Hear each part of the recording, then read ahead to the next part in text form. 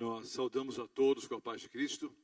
É sempre motivo de alegria estarmos aqui reunidos para a nossa grande classe bíblica, não é? Porque, na verdade, o nosso programa nessa igreja nada mais é do que uma grande classe bíblica. Quando nos reunimos para juntos estudarmos a palavra de Deus.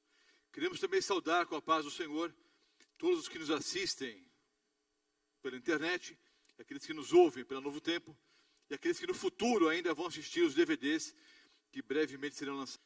Bem, algumas noites atrás, nós falamos sobre Apocalipse 12, falamos sobre Apocalipse 13 pelo menos 2 vezes, quando falamos um pouquinho sobre o selo de Deus e a marca da besta. Hoje à noite, nós vamos voltar para esse importante capítulo, capítulo 13, para explicarmos a segunda besta. Mas, obviamente, nós precisamos dar um pano de fundo, um background. Alguns vieram todas as noites. Alguns, quem sabe, vêm pela primeira vez. Então é preciso recapitularmos algumas coisas. Quem já ouviu, ouve de novo. E não há prejuízo não, queridos. Isso é um princípio didático, não é, da repetição. E quanto mais você ouve, não é, mais você aprende. O ideal, queridos, o maior privilegiado sou eu. O ideal seria que você ouvisse e contasse isso para os outros. Quando você conta para os outros, você grava melhor o que as verdades na sua mente e no seu coração. Eu sou um privilegiado, porque eu que falo, né? Então, eu tenho o privilégio de, cada noite, ir aprendendo mais e decorando mais os textos bíblicos e as verdades bíblicas. Mas prestem bem atenção, não é um assunto complicado. Embora, há não muito tempo atrás, um pastor que eu não vou mencionar o nome por questões éticas, recebeu uma carta, e eu tenho certeza absoluta, vocês já ouviram falar sobre isso? Eu tenho certeza absoluta que foi um adventista do 7º dia, sem vergonha, que mandou a carta. Por um pastor que eu não vou dizer o nome, tem vários programas na televisão. Pastor de uma outra denominação. E essa pessoa, que eu julgo ter sido um adventista, pediu que o pastor explicasse Apocalipse 12 e 13. Ele disse em rede nacional, não há ser humano na face da terra que possa explicar Apocalipse 12 e 13. Queridos, há um Deus no céu que revela os mistérios. Na verdade, nenhum homem aqui na terra poderia entender Apocalipse 12 e 13. Mas Deus revelou, que a própria palavra Apocalipse significa o quê? Revelação. Então vamos recapitular o capítulo 12 e depois vamos de novo estudar a primeira besta do 13 e finalizando com a segunda besta do capítulo 13. E aí nós teremos mais do que um ser humano, né? Porque eu sei explicar. E centenas de outros também sabem. Nós temos, eu estou até surpreso com o auditório, porque nós temos semanas de lar e família em várias igrejas da região. Eu até pensei que ia estar só eu aqui e o povo da Redentora. Mas nós estamos com um bom auditório aqui. Queridos, eu espero que todos nós entendamos esse assunto. Abra a sua Bíblia. O tema é a segunda besta do Apocalipse 13. Ali está o site. Ué, sumiu. Agora que eu fui mostrar, ele sumiu. Profecias para o tempo do fim.com é o nosso site. E a página é essa daí, ó. É facebook.com, né? /profecias PT, nada a ver com o partido, tá? Resume, né? Abreviação de para o tempo do fim. Então, facebook.com /profecias PT fim. Mas a maior parte do material, e eu acho que o mais importante está no site, obviamente, né? É profecias para o tempo do fim.com. Tudo que eu tenho dito aqui está lá. Tem os slides, tem os PowerPoints, tem as palestras no Word, tem no áudio, você pode baixar e ouvir no rádio, você pode baixar os vídeos e assistir em casa, tudo de graça, tá ok? Antes de nós explicarmos o capítulo 13, nós vamos recapitular o 12. Abra sua Bíblia, por gentileza, e eu vou explicar todos os versículos, então, do capítulo 12 e do 13, tá? Apocalipse, o capítulo 12. Vou ler primeiro o capítulo inteiro. Viu-se um grande sinal no céu, uma mulher vestida do sol, tendo a lua debaixo dos pés e uma coroa de 12 estrelas sobre a cabeça. Estava grávida e com dores de parto, e gritava com ânsias de dar à luz. Viu-se outro sinal no céu, e eis que era um grande dragão vermelho, que tinha 7 cabeças e 10 chifres, e sobre as cabeças 7 diademas. A sua cauda levou após si a terça parte das estrelas do céu, e lançou-as sobre a terra. E o dragão parou diante da mulher, que havia de dar à luz, para que, dando ela à luz, lhe tragasse o filho. E deu à luz um filho, um varão que há de reger todas as nações com vara de ferro. E o seu filho foi arrebatado para Deus e para o seu trono. A mulher fugiu para o deserto, onde já tinha lugar preparado por Deus, para que ali fosse alimentada durante 1260 dias. Houve batalha no céu. Miguel e os seus anjos batalhavam contra o dragão. Batalhavam também o dragão e os seus anjos, mas não prevaleceram, nem mais o seu lugar se achou nos céus. E foi precipitado o grande dragão, a antiga serpente, chamada Diabo e Satanás, que engana todo mundo. Ele foi precipitado para a terra e os seus anjos foram lançados com ele. Ouvi uma grande voz do céu que dizia: agora chegada está a salvação, a força, o reino do nosso Deus e o poder do seu Cristo, porque já o acusador de nossos irmãos é derribado, o qual diante do nosso Deus os acusava de dia e de noite. E eles o venceram pelo sangue do Cordeiro e pela palavra do seu testemunho, e não amaram a sua vida até a morte.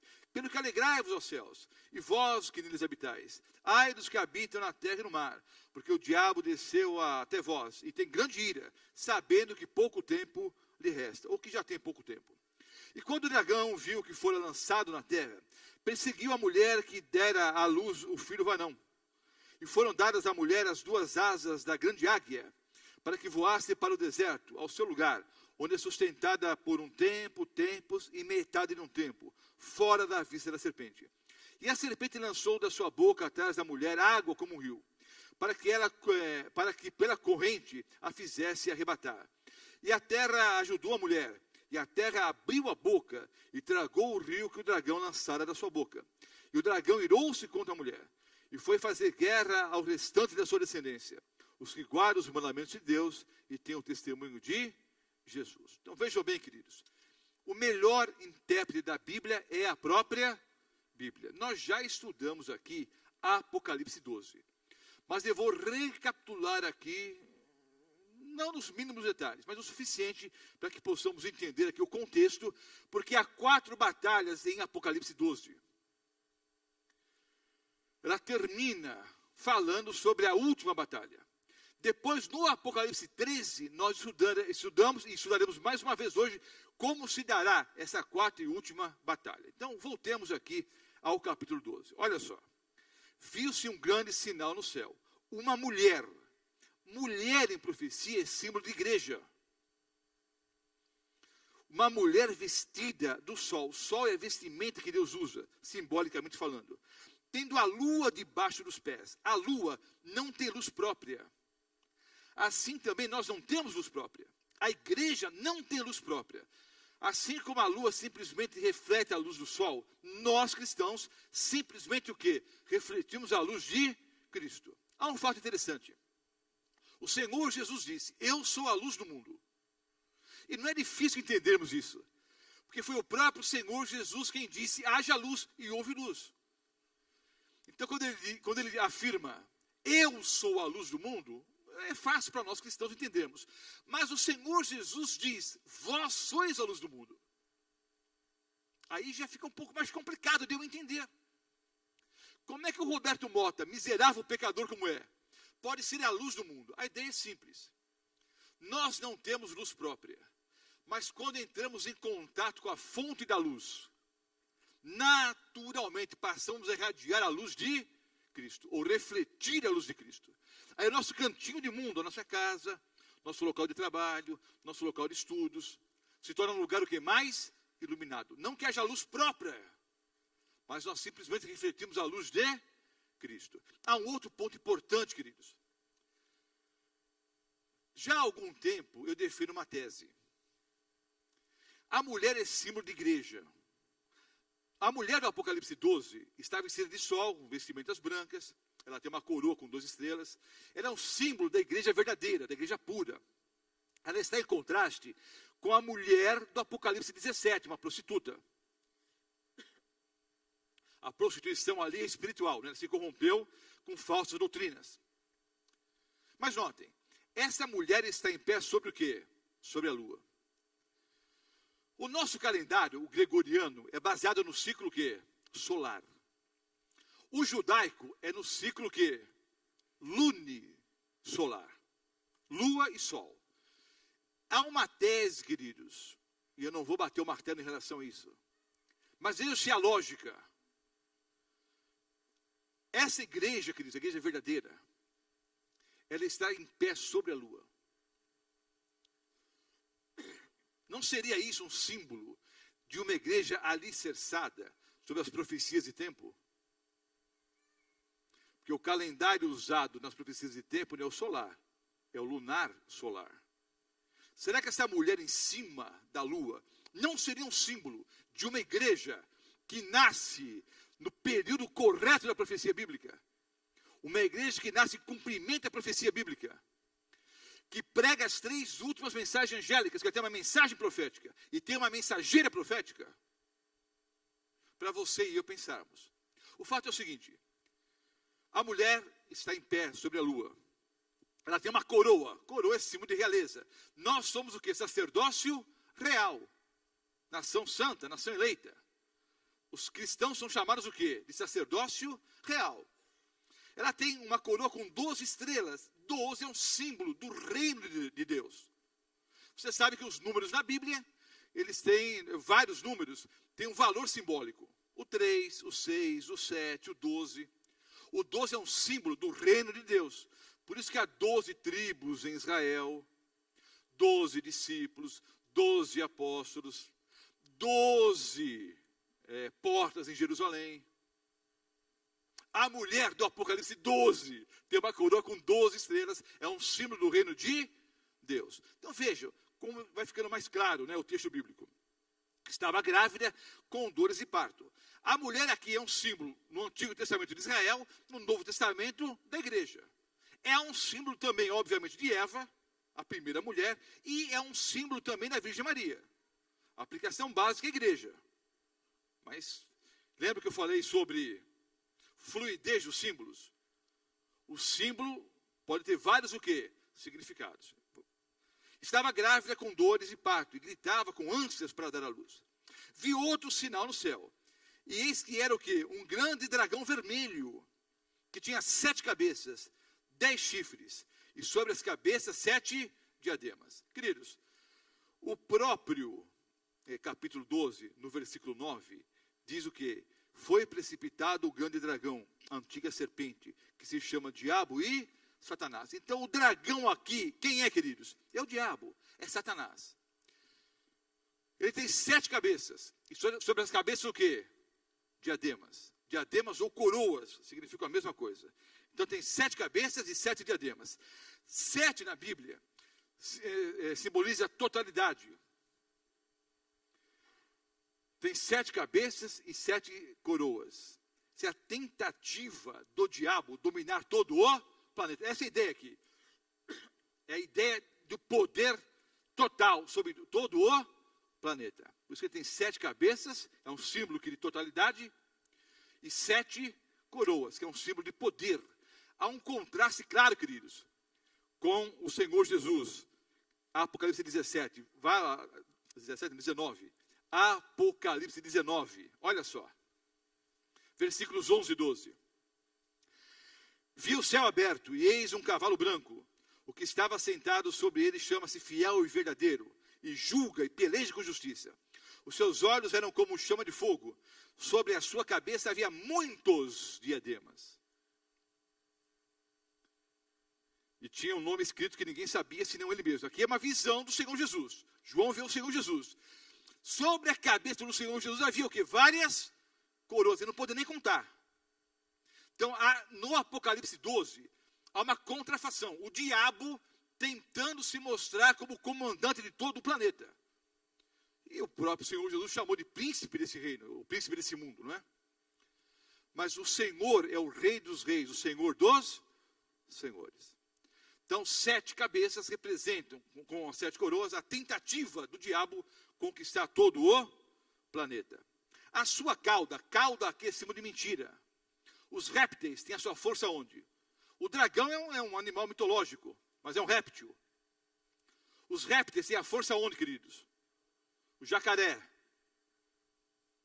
o alligator, o crocodilo, os lagartos, têm a força onde? Na cauda. A cauda é símbolo da mentira. João 8:44. O diabo é o pai da mentira. Então, com a cauda, com a mentira, ele arrastou a terça parte das estrelas do céu. Estrelas aqui é símbolo do que mesmo, irmãos? De anjos. E lançou sobre a terra. O dragão parou diante da mulher que havia de dar à luz, para que, dando ela a luz, lhe tragasse o filho. Quem era o filho? O Senhor Jesus. Ela deu à luz um filho, um varão que há de reger todas as nações. Quem é a criança que nasceu nesse planeta? Porque o verbo se fez carne e habitou entre nós. Emanuel é Deus conosco. Qual é a criança, queridos? Que vai reger todas as nações com vara de ferro. E o seu filho foi arrebatado para Deus e para o seu trono. Qual é a única criança que nasceu nesse planeta, queridos? E vai reger todo o universo com vara de ferro. Foi arrebatado para o céu e assentou-se no trono de Deus o Pai. Obviamente, queridos, a criança aqui, o filho varão é quem? O Senhor Jesus Cristo. A mulher fugiu para o deserto. Deserto aqui não é lugar árido, é lugar pouco habitado. Mar em profecia, água em profecia, significa povos, nações, tribos e línguas. Deserto aqui não é um lugar árido, sem água, sem vegetação. Deserto aqui é símbolo do que? De lugar pouco habitado. Eu vou explicar melhor daqui a pouco. Preparado por Deus para que ali fosse alimentada durante 1260 dias. Já explicamos isso aqui. Um tempo, 2 tempos, metade de um tempo. E houve batalha no céu. Eu paro para explicar agora o seguinte. Vejam bem. Os símbolos estão claros. Sabe quem é a mulher? Que significa a coroa, as estrelas da coroa.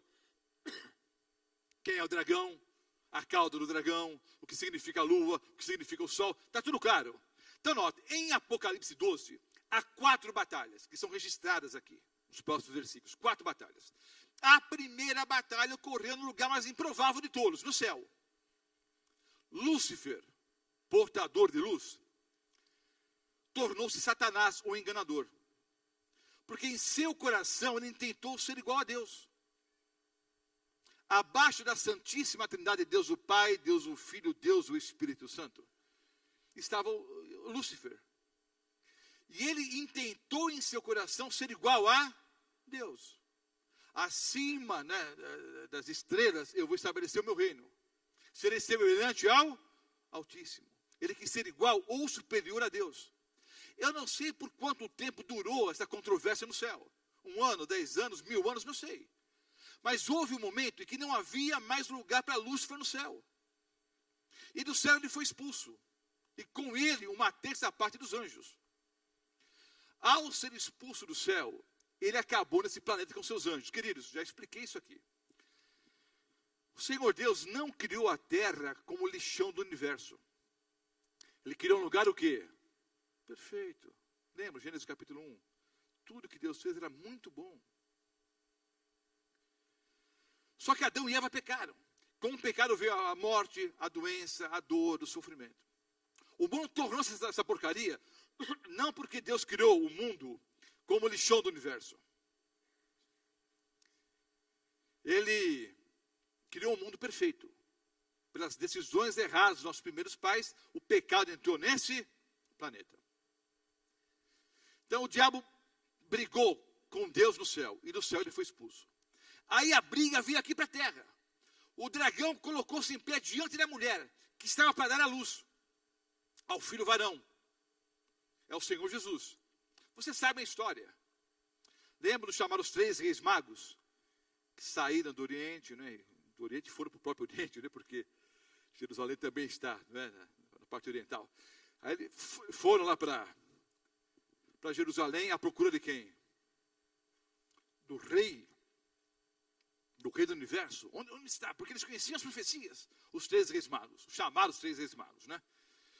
Aí foram até Herodes, perguntaram onde estava. Não, por aqui não está não. Continue procurando. E quando vocês acharem, vocês venham aqui me avisando onde ele está, para que eu vá também adorá-lo. Herodes conhecia as profecias. Aí ele fez o quê? Desculpe, queridos. Não está fácil, não. Bichinho do ran aqui. O que Deus fez? Mandou um anjo para falar com os pais terrenos do Senhor Jesus. Não é?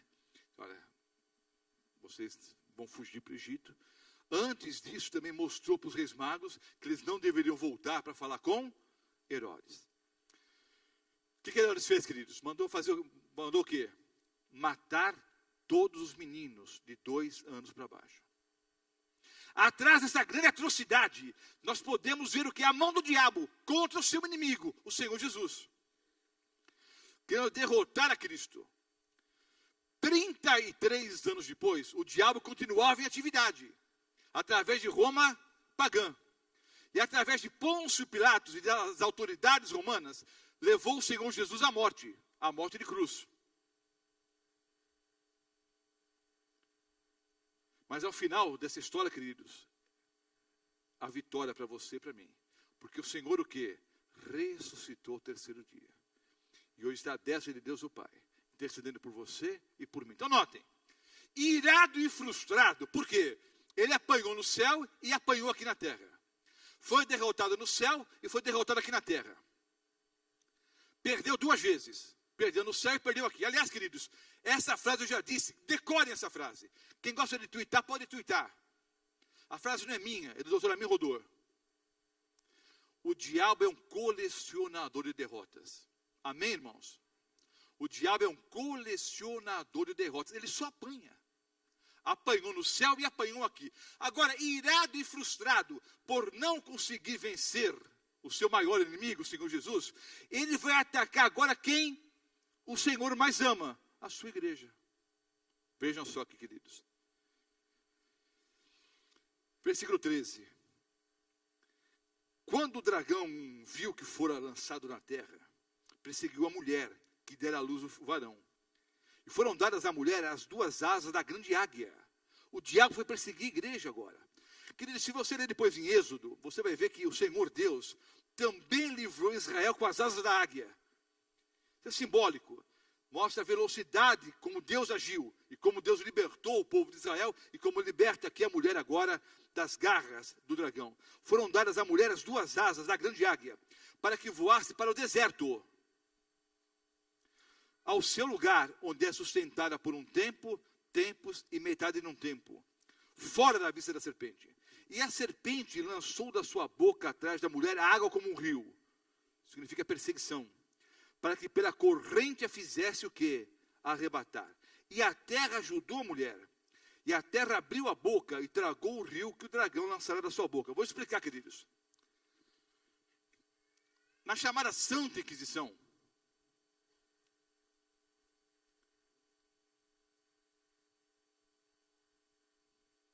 pode pôr em cima, ele está trazendo água para mim. Pode pôr aqui em cima. Não, pode pôr aqui em cima, não vai cair não. Não é água benta não, viu, irmãos? É água mesmo.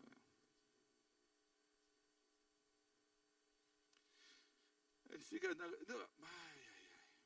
Vai ter que cortar depois também na gravação. Quem está assistindo ao vivo, vocês me desculpem. Tá? Eu sei, eu encostei ali, sujei de giz alguma coisa, mas não vou ficar limpando agora aqui que está gravando. Ele só me perturba. Em vez de ajudar, ele me atrapalha. Tá, eu vou ficar agora limpando aqui o paletó.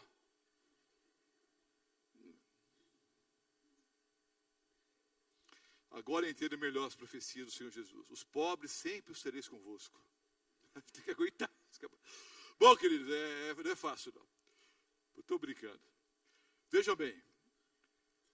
Na terceira batalha, o diabo vai atacar agora o povo de Deus. Na Europa, estava acontecendo a Santa Inquisição. Aqui o texto menciona 2 vezes a profecia de 1260 dias. Um tempo, 2 tempos, metade de um tempo, ou 42 meses. Que aparece 7 vezes na Bíblia. 2 em Daniel e 5 no Apocalipse. Estudamos exaustivamente essa profecia aqui. Em 538, Érulos, vândalos e ostrogodos haviam sido derrotados. Com essa supremacia papal que vai até 1798, quando Alexandre Berthier aprisiona o Papa Pio VI, na Capela Sistina. Nesse período, houve a Idade Média, a Idade das Trevas, e nesse período a Santa Inquisição. No auge da Inquisição, queridos, muitos que estavam na Europa e queriam realmente servir ao Deus verdadeiro, fugiram da perseguição e vieram para onde? Para a América, especialmente a América do Norte. Os pais peregrinos saíram da Inglaterra, num navio chamado Mayflower, e vieram para os Estados Unidos. E fundaram ali uma nação. Queridos, deserto e terra aqui simboliza o quê? O continente americano. Não é um lugar árido, não é um lugar sem água. Deserto ou terra aqui é símbolo do quê? Do lugar pouco habitado. Então a terra socorreu a mulher. Quem é a terra, queridos? O continente americano. Os pais peregrinos fugiram da Europa, vieram para a América e nos Estados Unidos, no continente americano, norte-americano, eles fundaram uma nação onde deveria haver liberdade religiosa. Daqui a pouco eu vou falar sobre isso. Mas eles vão, não é? Em cumprimento da profecia, mudar a sua característica. A serpente lançou a sua boca atrás da mulher, água como rio. Mas a terra ajudou a mulher. A terra abriu a boca e tragou o rio que o dragão lançara da sua boca. Então vejam bem, queridos, a explicação simples. Na Terceira Guerra, o diabo contra a igreja, uma grande perseguição. O que o diabo fez? Já que eu não posso vencer os cristãos, eu me uno a eles. Primeiro começou a perseguir os cristãos com Roma pagã, depois com Roma papal. Entrou no seio da igreja, instituiu ali um espírito de perseguição, de intolerância e falsas doutrinas. Nesse período, vários cristãos verdadeiros fugiram da Europa e vieram para a América. A terra da profecia ali, a terra abriu a boca e socorreu a mulher, simboliza o quê? O continente americano e os pais peregrinos fugindo da Europa para o continente americano. 17. O dragão irou-se contra a mulher. Foi fazer guerra ao resto da sua semente. Os que guardam os mandamentos de Deus e têm o testemunho de Jesus Cristo. Então vejam bem, queridos. Primeira batalha no céu. Segunda aqui na terra. O diabo contra Jesus no céu apanhou. O diabo contra Jesus na terra apanhou. Agora, na terceira guerra, ele vai atacar os cristãos. Através de Roma pagã, depois Roma papal. O período de 1260 anos, que foi de 538 a 1798, o período começou com quantas igrejas cristãs? Isso é fácil demais. Quantas igrejas existiam, queridos? Uma. O período terminou com quantas? Dezenas ou centenas de igrejas, por causa do movimento da reforma. Começou com uma e terminou com várias. Essas igrejas restauraram várias verdades, mas infelizmente, com o passar do tempo também o quê? Se corromperam. Nos últimos dias, essa é a quarta e última batalha agora. Nos últimos dias, o diabo vai perseguir o quê? O restante da descendência da mulher. Porque a mulher mesmo apostatou. Aliás, eu vou explicar isso no domingo à noite. Vou deixar para domingo à noite, então. A mulher do 17 e a do 12 são a mesma mulher, sim ou não? A do 17 e do 12 é a mesma mulher? Ou são duas mulheres diferentes? Domingo à noite eu explico. O fato é o seguinte, a mulher apostatou. O diabo, no versículo 17 aqui, queridos, ele vai fazer o quê? O dragão irou-se contra a mulher e foi fazer guerra ao resto da sua semente. A mulher apostata, mas ela tem o que? Uma descendência. Há um remanescente. Quem é esse remanescente da igreja verdadeira? Os que guardam os mandamentos de Deus e têm o testemunho de Jesus. Agora vamos ver como é que vai ser a quarta guerra. Apocalipse 13. O pano de fundo está aqui. Como é que vai ser a quarta guerra? Apocalipse 13. Vamos ler aqui os versículos 1 em diante. A minha tradução está escrito assim, olha. E pus-me sobre a areia do mar. Alguém tem essa tradução? E pus-me sobre a areia do mar. Quem tem? Levante a mão assim, quem tem? É uma má tradução. A melhor tradução é a seguinte: e pôs-se em pé sobre a areia do mar. E pôs-se em pé sobre a areia do mar. Quem tem essa tradução aqui? É a maioria. Porque veja bem, queridos, e pus-me em pé, dá a impressão que João, o apóstolo que está escrevendo, que se colocou em pé. É uma má tradução, queridos. A melhor tradução é pôs-se em pé. Quem se coloca em pé sobre a areia do mar é o dragão. O dragão vai pelejar contra a mulher e agora ele se põe em pé sobre a areia do mar. Vejam só, deixa eu explicar uma coisa aqui. Em algumas Bíblias, essa frase está no versículo 17. No final do 17. Em outras, é o comecinho do 13. Pastor, adulterar a Bíblia? Não. O texto é o mesmo. Só que originalmente, a Bíblia não era dividida em capítulos e versículos. Já expliquei isso aqui. Ah, pastor, então não adulteraram nada. Em 1200, a Bíblia foi dividida em capítulos, e 1550, dividida em versículos, para facilitar o estudo. O conteúdo é o mesmo. Nos originais não está capítulo 1, capítulo 2, capítulo 3. Entenderam, queridos? Nos originais, eles eram escritos o quê? Em rolos, em pergaminhos. Era difícil manusear, até carregar o livro. Cada livro era enorme. Imagina o livro do profeta Isaías, em pergaminho, era enorme. Capítulos e versículos foram acrescentados depois para facilitar o quê? O estudo. Ficou claro, queridos? Nessa divisão, em algumas traduções, essa frase, e pôs-se em pé sobre a areia do mar, está no final do versículo 17, do capítulo 12. Em outras traduções, é o comecinho do capítulo 13, versículo 1. Entenderam? Muda alguma coisa, sim ou não? Não. O que muda é a tradução. Essa tradução, e pôs-se em pé sobre a areia do mar, é a correta. Pus-me em pé é uma má tradução. Não é João que se coloca em pé.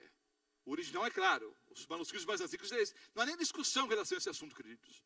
É claro, nos originais, ou nos manuscritos mais antigos, que é o diabo que está em pé. Está em pé por quê? Olha por que ele está em pé. Ele está em pé sobre a areia do mar, esperando quem? A sua primeira aliada, a besta que surge no mar. Vi subir do mar uma besta. E olha que ele vê o quê? Subindo, não é? Então ele vai relatar como ele vê a besta subindo no mar. Ele vê o quê primeiro? Ele vê as cabeças, né? Depois o chifre, depois ele vai ver o corpo. Veja que no relato é bem claro. Ele está vendo a besta subir e vai contando o que ele vê. Ela tinha 7 cabeças, 10 chifres, e sobre os chifres 10 diademas. Sobre as cabeças, um nome de blasfêmia. A besta que vi era semelhante ao leopardo, e os seus pés como os de urso, e a sua boca como a de leão. E o dragão deu de seu poder, o seu trono e grande poderio. Vi uma de suas cabeças como ferida de morte, e a sua ferida mortal foi curada, e toda a terra se maravilhou após a besta. Adoraram o dragão, que deu autoridade à besta, ou deu à besta o seu poder e autoridade, e adoraram a besta, dizendo: quem é semelhante à besta? Quem poderá batalhar contra ela? E foi-lhe dada uma boca para proferir grandes coisas e blasfêmias, e deu-se-lhe poder para continuar por 42 meses, e abriu a boca em blasfêmias contra Deus, para blasfemar do seu nome, do seu tabernáculo e dos que habitam no céu. E foi-lhe permitido fazer guerra aos santos e vencê-los. E deu-se-lhe poder sobre toda a tribo, língua e nação, e adoraram-na todos os que habitam sobre a terra, esses cujos nomes não estão escritos no livro da vida do Cordeiro, que foi morto desde a fundação do mundo. Se alguém tem ouvidos, ouça. Se alguém leva para cativeiro vai. Se alguém matar a espada, é necessário que a espada seja morto. Aqui está a paciência e a fé dos santos. Vou ler o 18 também agora. Aqui é sabedoria. Aquele que tem entendimento calcula o número da besta, porque é número de homem, e o seu número é 666. Então vamos lá. Já expliquei isso em detalhes, só vou recapitular. Olha só. A besta que surge em Apocalipse 13, a primeira besta, ela é uma referência clara a Daniel capítulo 7. ao princípio da repetição crescente. Em Daniel capítulo 7, Daniel vê 4 animais diferentes uns dos outros, saindo da onde, queridos? Hein? Do mar. João vê esse animal saindo da onde? Do mar. Os 4 animais, queridos, de Daniel capítulo 7, o primeiro era o leão alado, o segundo era o urso, o terceiro era um leopardo com 4 cabeças e 4 asas, o quarto animal era terrível, espantoso, sobremodo forte, com 10 chifres.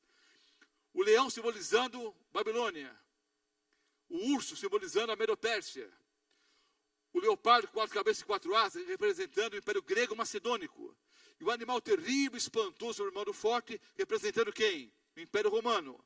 Os 10 chifres representando quem? 10 reinos bárbaros que desceram do norte da Europa e destruíram o Império Romano, fragmentando o Império Romano em várias nações, várias tribos. No meio dos 10 chifres subiu uma ponta pequena. Já explicamos aqui, é o papado. Destruiu 3 chifres, os Érulos, os Vândalos e os Ostrogodos. Era um pequeno chifre, mas tornou-se maior e mais robusto que os outros. Daniel capítulo 7, que eu expliquei aqui em 1h30. Está correndo ao mundo? Estou correndo, que estou recapitulando tudo isso aqui. A besta que surge do mar, queridos, é uma clara referência à visão de Daniel capítulo 7. Leia de novo, queridos. Leia aqui. Olha, simples, simples, simples. É fácil. A chave para entender o Apocalipse é o Antigo Testamento. Daniel capítulo 7, as mesmas bestas, olha só. Vi no mar uma besta que tinha 7 cabeças. Queridos, quantas cabeças tinham os animais de Daniel capítulo 7? 7. O leão tinha uma cabeça. O urso, uma cabeça. O leopardo, 4 cabeças. O animal terrível, espantoso, sobremodo forte, uma cabeça. São 7 cabeças. Quantos chifres? 10 chifres. Sobre o quê? A cabeça de quem? Do animal terrível, espantoso, sobremodo forte. A besta que vi, versículo 2, era semelhante ao leopardo, com pés de urso e boca de leão. Os mesmos animais de Daniel capítulo 7. É o princípio da repetição crescente. Então notem, a primeira besta é uma referência clara a Daniel capítulo 7. A primeira besta quem é? Recapitulando, 7 chaves. Expliquei isso aqui em 1h30. 7 chaves para identificarmos a primeira besta de Apocalipse 13.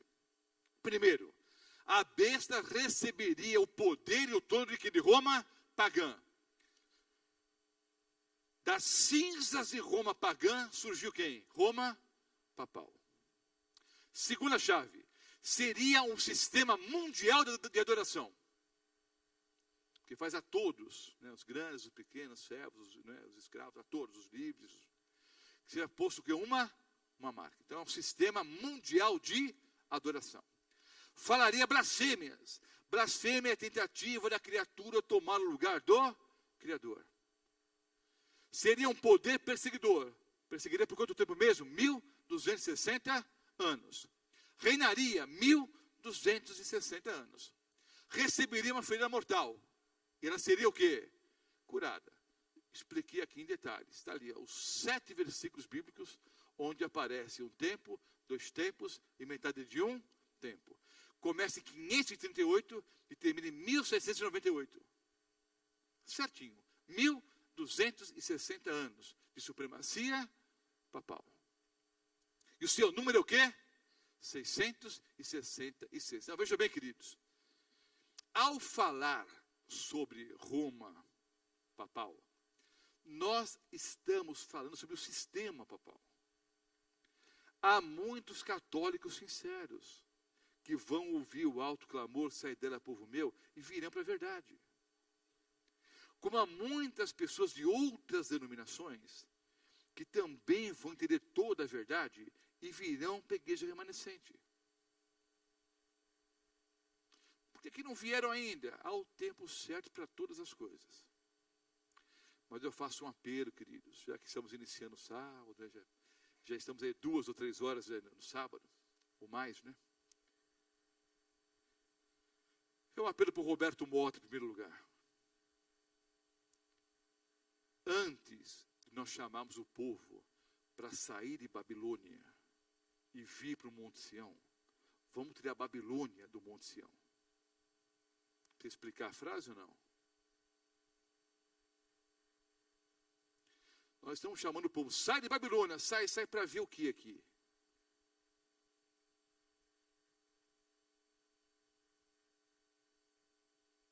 Entenderam? Ou precisa explicar muita coisa? Deus que está segurando um povo fora ainda, porque se vierem agora, vão se decepcionar tanto, queridos, que vão acabar apostatando e não fica nem lá nem aqui. Essa frase não é minha, né? Sabe de quem que é essa frase? É de uma autora que vocês conhecem bem. Então, antes de nós proclamarmos o alto clamor, sai dela, povo meu, chamar o povo de Babilônia. Babilônia significa falsas religiões, né, confusão doutrinária. Nós temos que tirar a Babilônia do meio de Sião. Não creia em perfeccionismo, queridos. Mas um mínimo de bom testemunho nós deveríamos dar, né? Um mínimo assim, de cristianismo prático deveria haver na vida do Roberto Mota. E não sei se há. Não sei se as pessoas que olham para mim veem em mim o verdadeiro cristão. Não sei. Eu até ouço algumas frases. Ah, pastor, você conhece muito de Bíblia, né? Tem uma boa memória. É um bom elogio, né? Mas, o Senhor é um homem de Deus. O Senhor é um homem consagrado. O Senhor é um bom cristão. Será que eu sou? Então, queridos, o fato é o seguinte. Ao falarmos sobre a igreja católica aqui, é o sistema. Quando falamos sobre Babilônia, não é um ataque aos irmãos evangélicos. Há muitas pessoas sinceras em todos os lugares. Mas há um alto clamor. Para elas saírem, abraçarem a verdade. E toda a verdade. E agora, o mais triste para você, adventista do sétimo dia, que está há 10, 15, 20, 30 anos na igreja, é que a profecia vai se cumprir da seguinte maneira. Muitos que estão na igreja há muito tempo vão apostatar. Porque estão há 10, 15, 20, 30 anos, mas nunca foram cristãos de verdade. Esses saem. E os verdadeiros cristãos saem de Babilônia, se juntam ao que vai sobrar da igreja, né? E formam a verdadeira igreja remanescente. Essas frases não são minhas. São de uma autora que vocês conhecem bem, Ellen White. Ellen White ainda diz, a grande massa dos salvos não está na igreja adventista do sétimo dia. Pastor Mota, tem muito evangélico aqui, tem muitos pentecostais aqui, não cita Ellen White, eu estou citando para eles quebrarem o preconceito, inclusive. Ellen White diz, a maioria dos salvos não está na igreja adventista do sétimo dia.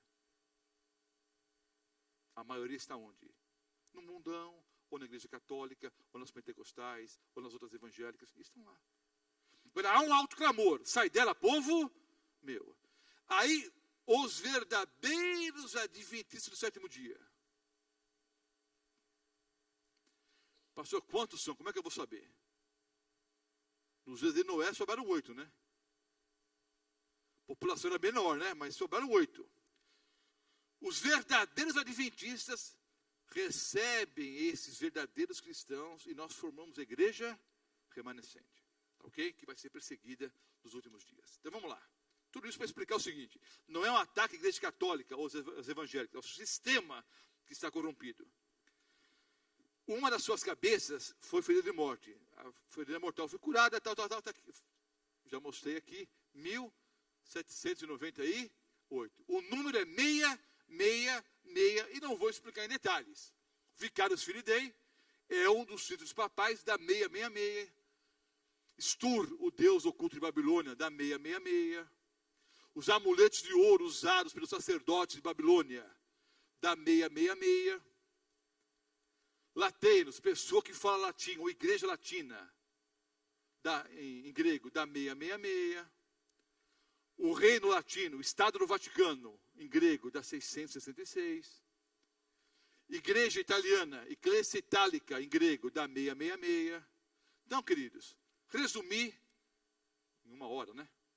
Mas eu passei o capítulo 12 e metade do 13. A primeira besta do Apocalipse 13 é o sistema católico apostólico romano. A igreja católica apostólica romana é a primeira besta. Agora a segunda besta. Vamos ler aqui. Os versículos 11 até o 17. Prometi que voltaria, voltei. para esse tema. Vi subir da terra. Terra não é um lugar seco, é um lugar pouco habitado. Vamos lá, queridos. Vamos ver se são bons de Bíblia. É fácil. Passou a sexta-feira, estou cansadão. Vamos lá. No Apocalipse 12, quem socorreu a mulher na terceira batalha? A mulher fugiu para onde? Para a terra. No Apocalipse 12, quem é terra? É a América. No Apocalipse 13, a segunda besta, ela surge da terra. Ela surge da onde? Do continente americano. É um lugar pouco habitado a princípio. Vi subir da terra outra besta.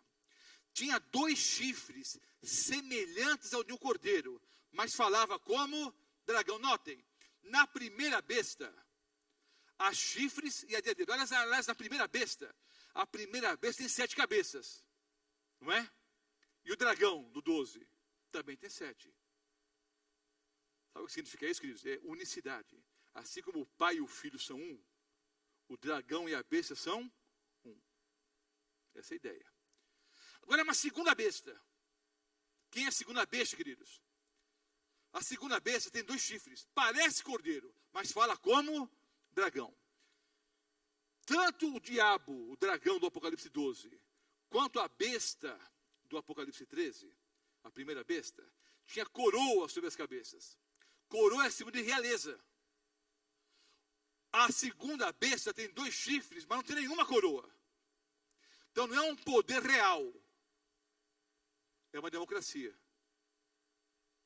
Os 2 chifres, queridos, simbolizam as 2 características principais do governo que norte-americano. Liberdade o quê? Civil e liberdade religiosa. Os 2 chifres simbolizam democracia. Por isso que não é nenhuma coroa. Simboliza o quê? Liberdade civil e liberdade religiosa. A segunda besta é os Estados Unidos da América do Norte. Exerce todo o poder da primeira besta na sua presença. E faz que a terra e os que nela habitam adorem a primeira besta, cuja chaga mortal foi curada. Faz grandes sinais, de maneira que até faz descer fogo do céu à terra, à vista dos homens. Engana os que habitam na terra, com sinais que lhe foi permitido que fizessem em presença da besta, dizendo os que habitam na terra, que fizessem uma imagem ou cópia. Uma imagem, uma cópia. A besta que recebera a ferida de espada e vivia.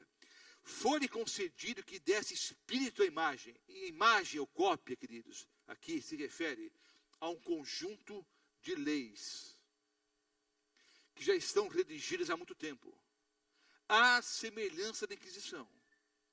Essas leis não estão em vigor por causa da primeira emenda da Constituição americana. O que diz a primeira emenda? O Congresso, a primeira emenda da Constituição americana. O Congresso não fará nenhuma lei a respeito do estabelecimento de uma religião, ou proibindo o livre exercício dela, ou cerceando a liberdade de expressão ou de imprensa, ou o direito do povo se reunir pacificamente e dirigir petições ao governo para reparação de justiça. Então, veja só, a primeira emenda diz que não pode haver interferência do governo na religião. A primeira emenda da Constituição americana impede ingerência, influência do governo sobre a religião e vice-versa. Há uma separação entre igreja e Estado.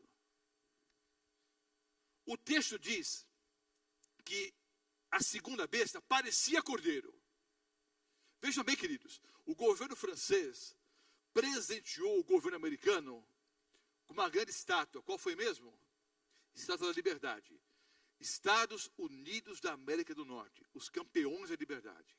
A terra da liberdade, a terra das oportunidades. Só que esse poder, queridos, mudaria a sua atitude. Passaria a falar como o dragão. Parecia cordeiro a princípio. Paz, liberdade. Esse poder tornar-se-ia o quê? Um grande poder o quê? Perseguidor. Então notem. A imagem da besta simboliza uma série de leis de caráter político e religioso que entrarão em vigor impondo um dia de guarda. Leis dominicais existem na América, na França, na Alemanha há muitos anos. Especialmente nos Estados Unidos, essas leis não estão em vigor, elas já existem. Elas não estão em vigor porque elas ferem a primeira emenda. Se a primeira emenda da Constituição americana cair, se ela cair, não é preciso redigir um decreto dominical. Quando é que vão escrever a lei dominical? Já está escrita há muito tempo. No século XIX, no século XVIII, já haviam leis dominicais nos Estados Unidos. Elas não estão em vigor hoje. Por quê? Porque elas ferem a primeira emenda. Se a primeira emenda cair, e vai cair no futuro próximo, as leis dominicais já existem. Elas só vão entrar o quê? Em vigor. Então vejam bem, queridos. Essa besta surge, segundo a profecia bíblica, justamente ou mais ou menos na época em que a primeira besta recebe a ferida mortal. Quando foi que a primeira besta recebeu a ferida mortal? 1798. Não é coincidência. Quando surgiu como nação livre os Estados Unidos da América do Norte? 1776. 1776, 4 de julho de 1776 é o dia do quê? Da independência americana. Eles se tornam as 13 colônias estão livres agora da influência o quê? Inglesa. Então, ele surge como um país livre no dia 4 de julho de 1776. Um pouquinho antes da primeira besta sofrer a ferida o quê? Mortal. Só que a ferida mortal seria curada. E com a segunda besta, aliada à primeira, o poder americano vai conferir ao poder papal toda a autoridade. Por quê? Eu vou explicar rapidamente. Esse William Rehnquist, ele morreu em 2005. Você morreu em 2005 porque está citando o que ele escreveu. Por um fato interessante. Ele foi juiz da Suprema Corte americana. Foi o juiz que mais tempo trabalhou na Suprema Corte. Um homem muito influente na América. Ele morreu, mas as ideias permanecem. E essas ideias são alicerçadas pelos cristãos fundamentalistas. Eu vou explicar para vocês o que acontece rapidamente. Simples. Nunca houve um poder, um império como o Império Americano. Nunca houve uma nação como os Estados Unidos da América do Norte. Não é propaganda americana, queridos. Eu sou filho de russos, inclusive, tá? Moto é português, mas a minha mãe era russa. Não é propaganda americana. Nunca houve uma nação como os Estados Unidos da América do Norte. Se a Califórnia, que é um estado americano, se a Califórnia fosse um país, seria o segundo país mais rico do mundo. Só perderia para quem? Para o restante dos Estados Unidos. Vou repetir. Se o estado da Califórnia fosse um país, seria o país mais rico do mundo. Ou segundo mais rico do mundo. Depois dos Estados Unidos. A Califórnia é mais rica do que a Alemanha. Entenderam? Nunca houve um poder como o americano. Nunca houve um exército como o exército americano. Se todas as nações do mundo se reunirem contra o exército americano, vão perder. Não há como vencer a América. A América é um país indestrutível. Mas qual é o medo deles? Outras nações poderosas surgiram e ruíram. Qual foi a causa da ruína da Grécia, por exemplo? De Roma. Qual foi a causa? Imoralidade, promiscuidade. O que destruiu o Império Grego, o que destruiu o Império de Babilônia, o que destruiu os Medo-Persas, o que destruiu Roma, foi a imoralidade. Lembram? Quando lá em Daniel, até estudamos aqui, estava ali o rei, neto de Nabucodonosor, Belsazar, estava ali na festa, enchendo a cara, havia orgia, sexo à vontade, bebida à vontade, drogas. Trouxeram os utensílios do templo, para fazer parte da festa ali, até que Deus escreveu o quê? Mene, mene, tekel, farsim. O Império Grego Macedônico terminou como, queridos? Com Alexandre o Grande o quê? Como é que Alexandre o Grande morreu? Com febre tifoide e bêbado. O que destruiu a Grécia, queridos? A imoralidade, a promiscuidade sexual, especialmente. O que destruiu o Império Romano? A promiscuidade. Qual a preocupação americana? Eles são imbatíveis. Há um problema sério na economia. Mas qual a ideia, queridos? Não pode haver separação entre igreja e Estado. Por quê? Nós precisamos acabar com a AIDS. Para acabar com a AIDS, nós precisamos ensinar os nossos jovens a ter relações sexuais entre marido e mulher, homem e mulher, dentro do vínculo sagrado do matrimônio. Há muita violência. Nós temos que desarmar a América. Há muita traição. Há muito uso de drogas. Então não pode haver separação entre igreja e Estado. Tem que haver uma união. Porque com a união de igreja e Estado, esse é o pensamento de fundamentalistas americanos. Com essa união, nós podemos gerar algumas leis que vão acabar com o aborto, com o sexo livre, com a promiscuidade. Queridos, nós, adventistas do sétimo dia, também apoiamos isso. Nós somos contra o aborto, nós somos contra o uso de drogas, nós somos favoráveis, obviamente, ao sexo dentro do vínculo sagrado do matrimônio entre homem e mulher. Está tudo certo. A ideia é correta. Mas o que está por trás disso, queridos? Eles querem que caia a primeira emenda para que haja união entre igreja e Estado. Só que, historicamente falando, sempre que há união entre igreja e Estado, essa união gera um grande poder, o quê? Perseguidor. Então, notem o que diz esse indivíduo. Ele morreu em 2005. Ele foi juiz da Suprema Corte, não sei por quantos anos, esqueci agora. E foi o presidente da Suprema Corte por muitos anos. E foi o juiz que mais tempo ficou na Suprema Corte. Esse é o pensamento da maioria dos cristãos na América. O muro de separação entre a igreja e o Estado é uma metáfora baseada em um passado ruim. Uma metáfora que se provou inútil para guiar um julgamento. Deveria ser franca e explicitamente o quê? Abandonada. Ou seja, o muro que separa igreja e Estado. Qual que é o muro, irmãos, que separa igreja e Estado? A primeira emenda. Ela tem que ser esquecida e abandonada. Quando isso acontecer, é o ano que vem, é daqui 10 anos ou daqui 50 anos, eu não sei. Quando cair a primeira emenda, haverá união entre igreja e Estado. Uma América falida, financeiramente hoje, né? Quebrada. É um grande poderio ainda porque eles fabricam o dinheiro que eles quiserem, não é? É um país milionário. Mas a economia interna está podre. Vão pedir socorro para o governo americano, para o governo do Vaticano. Haverá uma união entre igreja e Estado. Várias guerras começaram, a maioria delas, por causa do que, queridos? Questões religiosas. Católicos versus protestantes da Irlanda.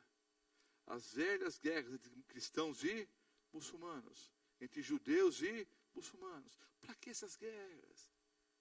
Vamos nos unir a uma única igreja, uma única religião. Sabe, há um único Deus. Sabe, Alá, Buda, Krishna, Jeová, Deus o Pai, são a mesma pessoa. É tudo a mesma coisa. Todo caminho leva para o céu. Todo caminho vai para a vida eterna. Vamos nos unir. É por isso, queridos, eu estava em Guarulhos há pouco tempo atrás. Estava com o pastor Natan e o pastor Cirilo, que é evangelista da Paulistana hoje. Aí eu vi uns batuques dentro da igreja católica. Aí o Cirilo, eu vou ver o que está acontecendo. Eu falei, eu vou não gosto dessas coisas. Eu vou lá ver. Ele entrou. É o culto afrocristão. Todos os elementos da Umbanda, da Macumba, dentro da igreja católica.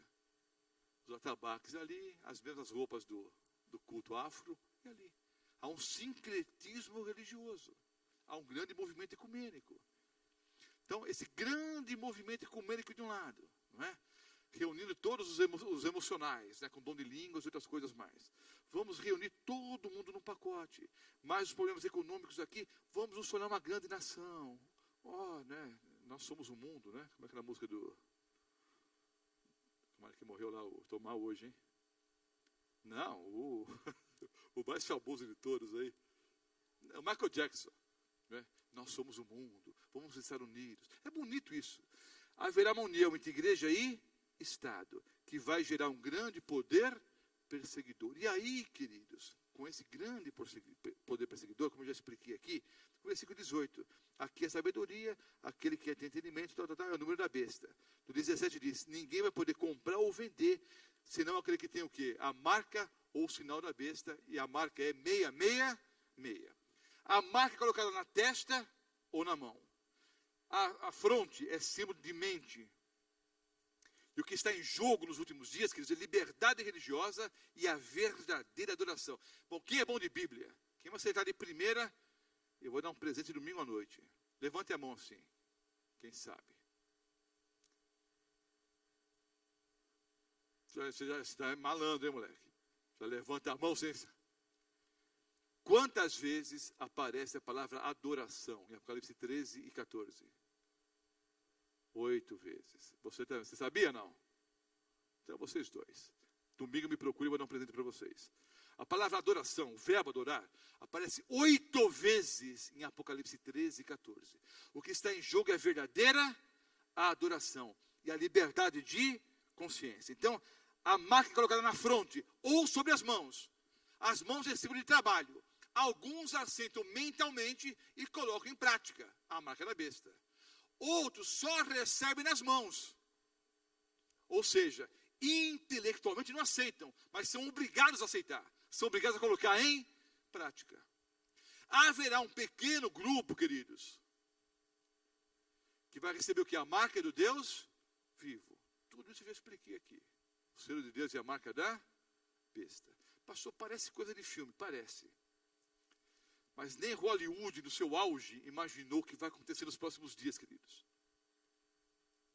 Bom, nem Hollywood, no seu auge, imaginou um atentado como aquele nas 2 torres gêmeas, né? O que os camaradas fizeram ali, nem nos piores sonhos americanos, os maiores pesadelos, podiam imaginar o que os terroristas fizeram ali. Queridos, o que está pela frente é algo que nós não podemos nem imaginar. Haverá uma união e uma grande perseguição contra um pequeno grupo que vai permanecer fiel à palavra de Deus. Assim como a Igreja Católica Apostólica Romana perseguiu aqueles que ela achava que eram hereges. Nos últimos dias, isso também vai acontecer. Já mencionei aqui. Eu dirigi uma série de conferências como essa, lá na América. Já dirigi umas 40 e poucas lá. E um dia, a saída, um piloto da Força Aérea Americana, um tenente da Força Aérea Americana, ele me esperava a saída. Ele disse, pastor, eu sou americano, minha esposa é brasileira, ela é adventista, eu não sou. Me convidou para eu vir aqui, assistir a palestra, mas eu não posso aceitar esse tipo de coisa. Quando é que o meu país, a quem eu sirvo, era um militar, eu morreria por esse país. Como é que o senhor abre a Bíblia e diz que os Estados Unidos da América do Norte vai se tornar esse poder perseguidor? Eu não posso enxergar, eu não posso aceitar, eu não acredito nisso. Isso foi há alguns anos. Hoje ele é adventista do 7º dia, ele foi batizado. Não por mim. Anos depois, ele foi convencido pela pessoa do Espírito Santo e hoje é um fiel adventista. Mas alguns não conseguem enxergar. Mas você, queridos, você que estuda um pouquinho, ele vê um pouquinho de televisão, lê um pouquinho de jornais. Queridos, o governo americano mostrou um ônibus totalmente enferrujado no meio do deserto. Mostrou na televisão. Eu estava lá nessa época. Eles disseram, esse é o laboratório químico de Saddam Hussein.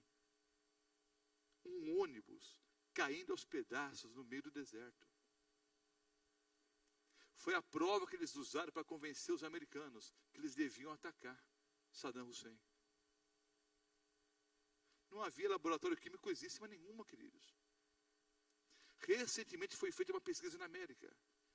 Se os americanos eram favoráveis ou não à tortura para fins militares, para fins de guerra. Qual foi a resposta da maioria? Sim. toda a violência que ocorre no planeta hoje. Então, queridos, entenda uma coisa. Haverá, sim, um grande poder perseguidor no futuro muito próximo. Mas haverá um pequeno grupo que vai permanecer fiel. Haverá um decreto dominical. E haverá um grupo que tenha o selo do Deus vivo, como nós já explicamos aqui, que vai permanecer fiel, custe o que custar. Eu vou passar um vídeo agora. Cadê o Frank? Segura um pouco aí, Frank. Antes de soltar o vídeo, eu vou explicar uma coisa. Alguém vai dizer, pastor Mota, esse vídeo é super antigo, eu já vi, eu sei que você já viu, eu que trouxe o vídeo da América para cá. Então você não vai dizer para mim que o vídeo é velho, que fui eu que trouxe para cá esse vídeo. Eu estava na América quando lançaram o vídeo. Eu peguei o DVD e traduzi e legendei para o português. Só que a tradução original, a legenda original, perdi na Paulista Leste, faz tempo. Tem essa outra legenda aqui que não é a melhor, tem umas frases que estão ruins. Talvez eu, se der na hora do vídeo aqui, talvez eu conserte uma coisa ou outra. Muitos já viram, outros não assistiram. É o resumo do que vai acontecer nos próximos dias. A música chama-se Allegiance. Aliança. Ele diz, I pledge allegiance to the Lamb. Eu juro aliança, eu prometo fidelidade ao Cordeiro. Custe o que custar. Assistam o vídeo e ao final eu farei uma oração por todos nós. A imagem não está muito boa, não. Mas o que interessa é a mensagem. Dad, has it always been this way? Well, even from the beginning, men hated Jesus. Even though he did nothing but love them and teach them and heal them, they nailed him to a cross. They thought they had killed him, but they only set him free to live in the hearts of people like you and me who believe in him. Then came the apostles, and most of them were killed for telling other people about Jesus. But by that time, it was too late. There were hundreds of people who believed in Jesus. So they tortured them and killed them, and they even left their bodies to rot as an example to other people. But the church kept right on growing, watered by the blood of these precious saints. But Dad, did they want to die? No. They didn't want to die. I mean, many of them had children just like you that they had to leave behind. But they were forced to make a choice. I mean, they could choose to live this one life here on earth and reject Jesus and be damned. Or they could choose to believe in the words of Jesus and live forever. I think I understand. Here, maybe this will help you understand. I have heard how Christians long ago were brought before a time. Santa Inquisição. They were told that he would spare their lives if they would renounce the name of Christ. But one by Esse é o Coliseu em Roma. one they chose Ele está cantando no Coliseu em Roma, onde milhões, milhares de cristãos morreram. Son of God. They would not deny, like a great angelic choir sing. I can almost hear their voices ring. I pledge allegiance to the Lamb with all my strength, with all I am. I will seek to honor His commands. I pledge allegiance to the Lamb.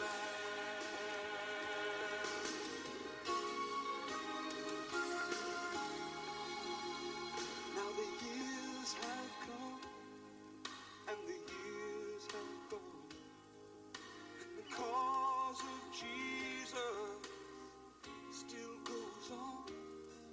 Now a time has come to count the cost, Chegou a hora de decidir, reject this world, rejeitar esse mundo to embrace the e abraçar a cruz.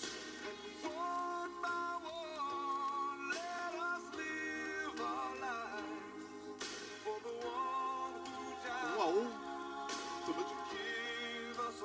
Rejeitemos nossa vida e abracemos aquele que morreu para nos dar a vida. On the final Som das trombetas no último dia. let us proudly stand and boldly say, I pledge allegiance to the land with all my strength, with all I am. I will seek to honor His commands. I pledge allegiance to the land of God. Cordeiro de Deus. Who took my place, bore my shame. Assumiu o meu lugar e carregou minha vergonha. I will seek to honor His commands. I pledge allegiance to the land.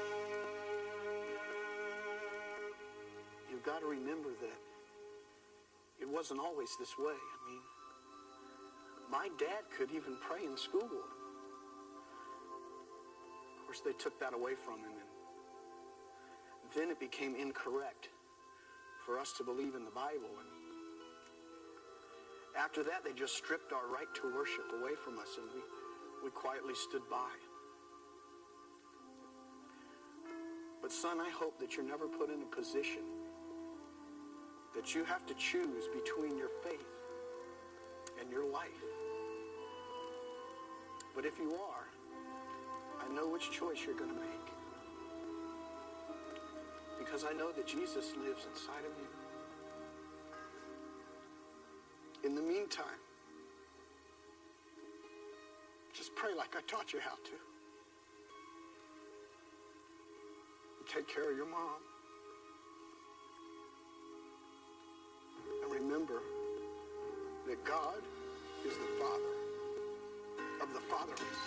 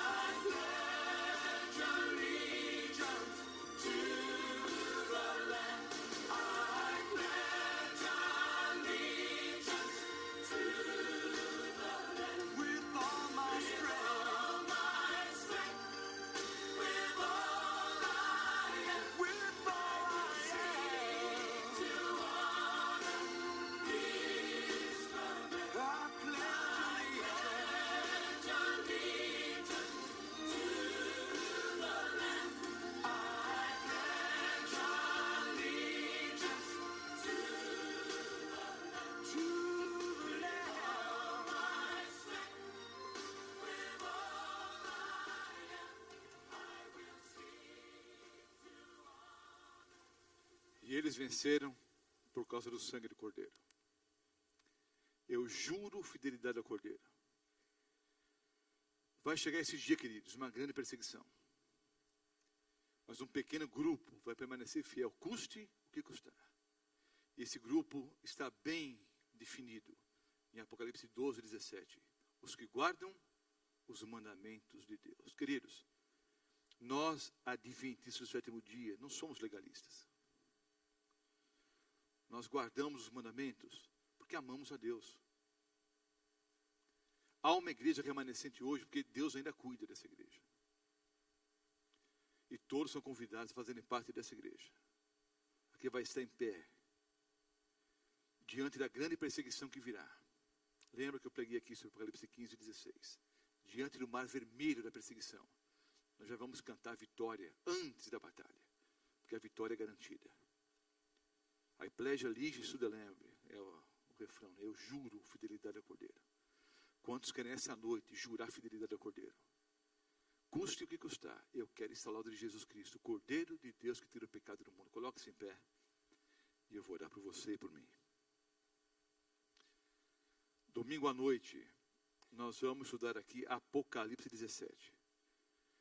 Eu gostaria que você estivesse aqui, trouxesse mais pessoas, porque é um tema importante, queridos. E muitos não entendem muito bem esse assunto. Nós vamos estudar aqui domingo à noite, Apocalipse 17. Amado Pai Celestial, foi um dia cansativo para todos nós, muito trabalho, atividades, estudos. Viemos aqui à noite, Senhor, para ouvirmos a Tua palavra. E estudamos 2 capítulos inteiros da Bíblia, Apocalipse 12 e 13.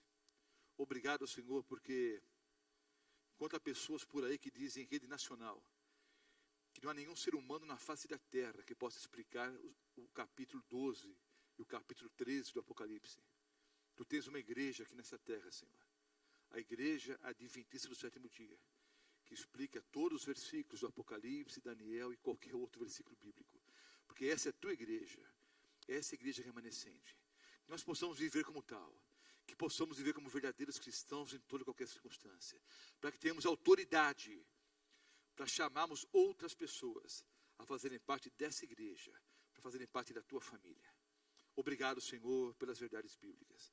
Obrigado, Senhor, porque sabemos que brevemente essas coisas irão acontecer. E sabemos que tudo está no futuro muito próximo, Senhor. E nós queremos estar preparados. Tu sabes que nós somos fraquinhos, pecadores, miseráveis, mas somos sinceros. Nós juramos fidelidade ao Senhor. Juramos fidelidade ao Cordeiro, custe o que custar. Ajudes a cada um de nós. Toma-nos em teus braços de amor. Dá-nos um feliz sábado em tua companhia. Oramos em nome de Cristo. Amém, Senhor.